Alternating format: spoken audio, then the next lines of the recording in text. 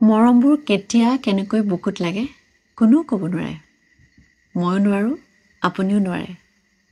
ঠিক জোনাকৰ দৰে শীতল অথচ গভীৰ অতি সাধাৰণ হৈও কিন্তু কিমান অসাধাৰণ ডাঙৰ ডাঙৰ কথাবোৰত আমেজবোৰ নাথাকে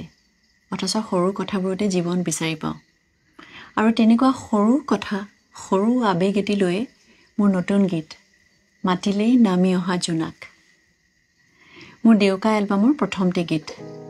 অতি সোনকালে আপোনালোকলৈ আগবঢ়াই দিম ভিডিঅ' কৰিছে মঞ্জুল বৰুৱা আৰু আমাৰ গোটেই টিমটোত ৩৫-৪০ জনমান মানুহ হ'ম যদি বিশ্বাস কৰে সঁচাকে ইমান আমাৰ বৃহৎ ক্ৰিউ আছিল আৰু আমাৰ সকলোৰে তৰফৰ পৰা আমাৰ গোটেই টিমৰ তৰফৰ পৰা আমাৰ দেউকাৰ টিমৰ তৰফৰ পৰা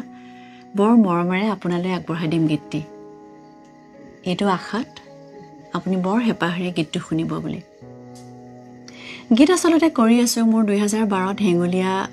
ৰিলিজ হৈছিল তাৰপিছত গীত কৰি আছোঁ ছবিৰ গীত কৰিছোঁ আনৰ বাবে গীত কৰিছোঁ আনৰ গীত গাইছোঁ নিজেও গীত কৰিছোঁ কিন্তু এলবাম হিচাপত হেঙুলীয়াৰ পিছত এইটোৱে হ'ব দেউকা আৰু দেউকাৰে প্ৰথমটো গীত মাতিলেই নামি অহা জোনাক দেউকাৰ আনবোৰ গীত লিখিছে গৌতম শৰ্মা আৰু ৰাহুল মানে ৰাহুল গৌতম শৰ্মা আৰু সেয়া গীতৰ ভিডিঅ' অতি সোনকালে অডিঅ' আৰু ভিডিঅ' অতি সোনকালে আপোনালোকলৈ আগবঢ়াই দিম কিন্তু প্ৰথমটো গীত মাতিলেই নামি অহা জোনাক আপোনালোকৰ বাবে বৰ মৰমত বনাইছোঁ আৰু আশা কৰিছোঁ আপুনি ভাল পাব অলপ হ'লেও যদি মোৰ গীতটোৱে আপোনাক চুৱে বুকুত লাগে মৰমবোৰ তেনেকৈ বাঢ়িব চাগে আপোনাৰ মোৰ ভাল পাব বুলি বিশ্বাস মৰমত বনাইছোঁ যে মাতিলেই নামি অহা জোনাক দেউকাৰ প্ৰথমটো গীত আপোনালোকলৈ